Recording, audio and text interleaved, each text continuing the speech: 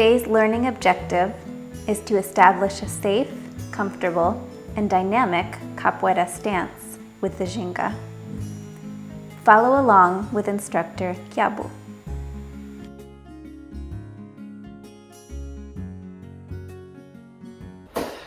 Alright, today we're going to work on Ginga. It's the fundamental movement in capoeira. Everything comes from the Ginga, everything returns to the Ginga. And so we're going to start with a little bit of Ginga exercises. We'll focus on posture and how to move safely, and let's get started. Alright, so we're going to start with our feet about shoulder width apart, and what we're going to do is alternate picking up one foot and stepping behind us, right? As though we have an upside down pyramid. We're going to stand on this point, and then we'll come back to what I call center, and then we're going to step back on that point with the other foot. And this is the basic foot movement of the Ginga. Right, there are many different ways to Ginga, but this is a basic one that is really helpful for classes such as this one. Great. Excellent. Now, what should we be thinking about while doing this basic step? Try to keep your hips facing your partner.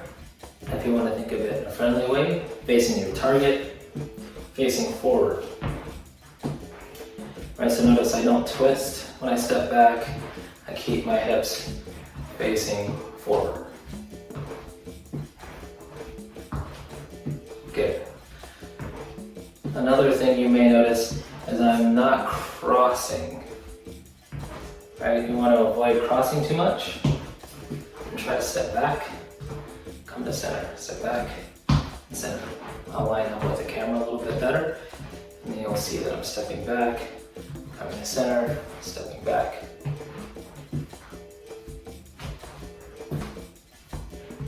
And I'm not crossing.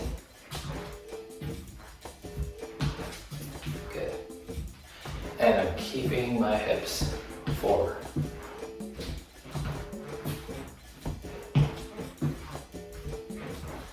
Very good.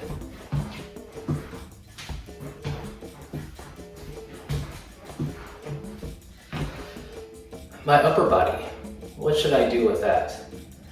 Well, you might notice as I step back and then to center and then back again, my body naturally swings left and right. Right, so we want to follow this natural movement with our upper body and allow our arms to swing left and right as our upper body swings left and right. This feels very relaxing, as it should. Now, but if we're playing capoeira in a game, or we're in a much more aggressive situation, we can't Ginga in such a relaxed way, right? We need to protect our face at the very least. So my arms need to come a little bit higher, but I'm still keeping that swinging motion. But I try to protect my face, and there are many ways to do this, but in this example, I'm protecting my face with one arm and maintaining my balance with the other. Allowing myself to swing, allowing myself to be ready to fall, because it's very common in capoeira.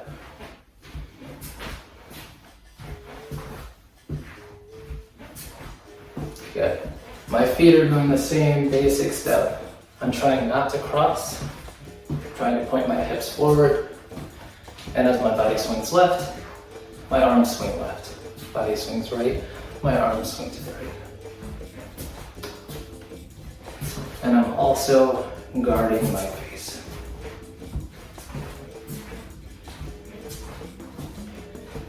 Good.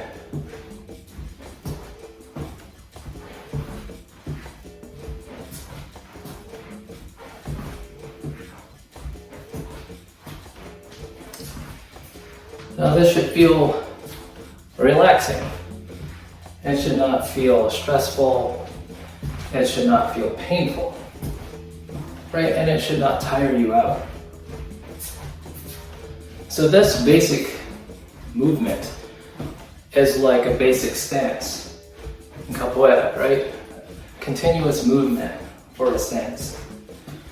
And so just like any other martial art, your stance is what you always return to, right? It's like home. And home should not be painful or stressful or, so chaotic, right? Home is where you go to for rest. So you need to learn how to be in a restful state in the Ginga. This should be comfortable.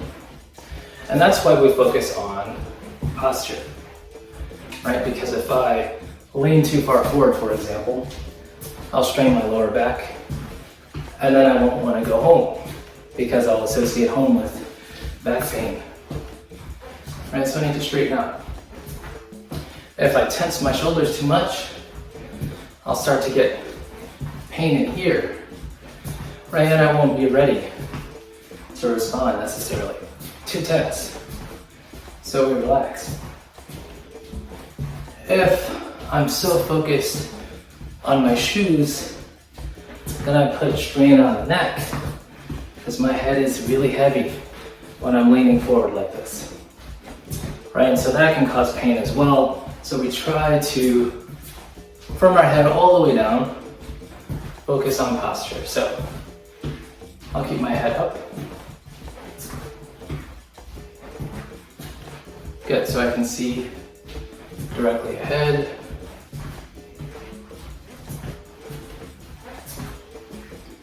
And my eyes can move while my head is up.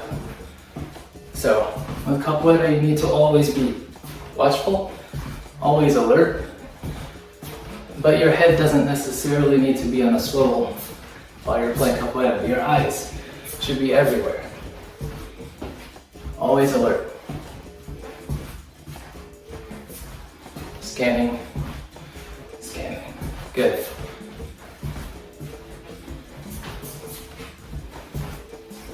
Good. All the while, I'm trying not to cross, okay? And keeping my hips facing forward. I'm protecting my face. Good. And I'm allowing myself to balance here with this arm. This is one way to Ginga. Excellent. Now I might want to constantly scan my body as well. If I notice that I tense, try to relax. Shoulders back, arms up. If I get tired and my arms get down here, bring them back. Arms up. Good. I notice I'm leaning too far forward. I can straighten my back and protect my lower back. Good.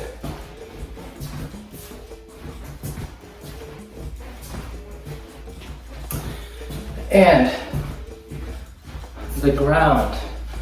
Capoeiristas have a special relationship with the ground. And I think it's important not to stay too far away from it for too long. So we're going to try to lower our Ginga. What we don't want is this very tall, very high Ginga. This keeps me too far from the ground. So I'm going to lower, but notice I'm lowering my base by bending the knees, not by leaning forward.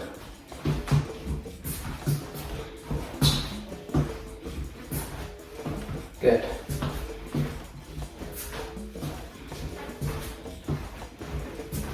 Good.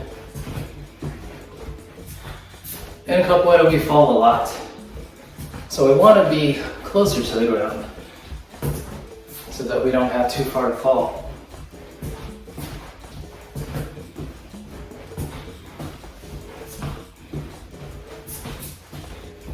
Good. So as I'm lowering my base, I still want to make sure my hips are forward and I don't cross. Excellent.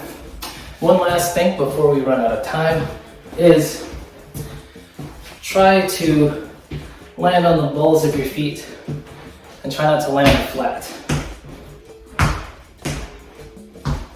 This is going to help your response time. It's going to make you a little bit more dynamic. It's easier to move.